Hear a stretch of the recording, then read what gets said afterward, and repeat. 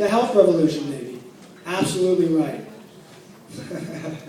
The badge, exactly. Who's at the front line of that?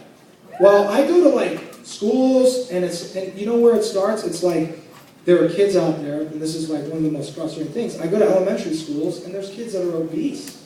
Obese, not overweight, they are obese with like diabetes. Usually it's the parents, but a lot of times parents don't have it. They don't have the information, or the parents aren't there. So it's the PE teacher, or the friend whose parents have a coach. And then the parent gets inspired, the kid sees it, the kid sees the other friend. It's all about that. So I want to talk a little bit about, for me, the importance of what you guys are as being a coach. And that is, if you're in this, and don't get me wrong, the first thing when I ask coaches, why are you in this? One of the number one things, I hear, cha-ching, and it's all good. People are in it because they want to make money. They want to become financially independent. That is great. But if that's the only thing that drives you, I think you're going to make a good coach. I don't think you're going to make a great coach. Because in this business, which it is a business being a coach, the times will get tough. The money won't come in. People will drop out of your downline. Things will happen. And if all you want to do is make money, and times get rough, like they will, you're either going to slow down and not inspire people, or have people sign up that maybe aren't in it for the money and they're not inspired by you, or you're going to quit. But if you're not in it just for the money, and making a difference inspires you and drives you, then I think something else is going to happen. Because in times when the money's not there, what happens when Mrs. Smith says, guess what, I dropped 2 dress sizes, Revenant High, and my husband's on Shakeology, holla, it doesn't matter, now does it? Because you're giving that ripple effect. And that is what will drive you. So I just hope you guys never lose sight of that.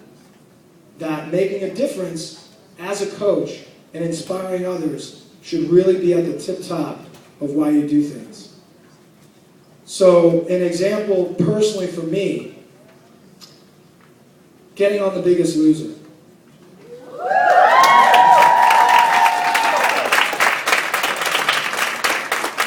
Was not a financial thing. I gave up my career as a full-time trainer with other trainers underneath me in New York City. Left that entire business. Moved to LA. Completely changed my life. Because I wanted to be a part of what they stand for, a huge team of making a global difference, the bottom line. It didn't make me rich. Not at all. I gave up one business, and that's it. But what I gained is this. I will tell you one thing. Changing people's lives changed my life forever. Because when Justin Pope or Denny Hill or Moses Kinnikini got their life back and got their family's life back, that is something priceless that money cannot buy. Thank you.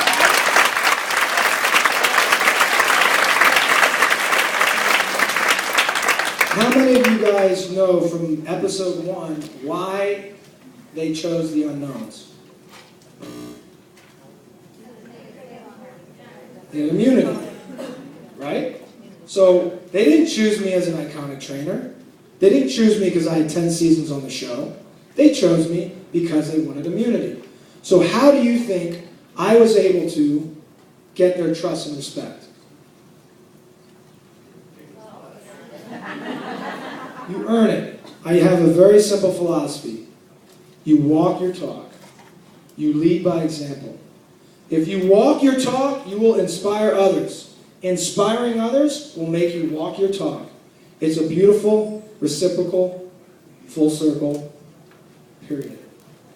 For them, it was, I promise you guys, we're going to win the first weigh-in. And I promise you, we're going to win it decisively. And I am not just going to be a coach blowing a whistle. You like the whistle? and saying, yelling at them or berating them about, I was like, that's not going to happen. The two most influential coaches I've ever had in my life, bronze medalist wrestling coach, Olympic bronze medalist, and an All-American lacrosse coach. They never, ever yelled. When they wanted more, they either got on the mat or they got on the field and they led. They said, we're going to do 10 more laps. Guess who was in first place? They were every single time. So you think I'm going to bitch and moan about doing another lap when a guy twice my age is kicking my ass? There's nothing coming out of my mouth except I've got to dig deeper, and I want to be like that guy when I grow up. So when I said to those contestants, I'm not here to yell at you. I'm here to lead by example and show you that you can do it because I can do it. And I was an overweight kid too. And when I was pushing the prowler, I'm putting on as much weight as Moses, saying, brother, you better step up in 4 weeks from now. And after that, there was no more bitching. There was no more moaning. And we crushed out in the first weigh-in. And it was leading by example and walking my talk that I believe was the key to getting the red team and those contestants to believe in a system and people they didn't believe in. Period.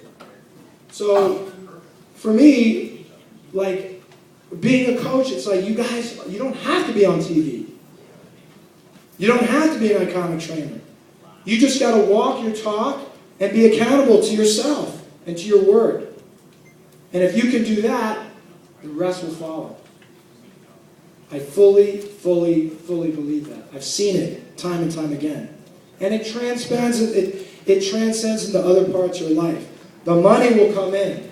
My dad gave me the most important advice ever. I was a pre-med, then went into finance.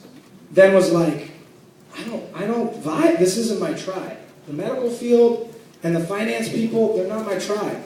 I was a part-time boxing instructor because I couldn't afford a membership to the gym.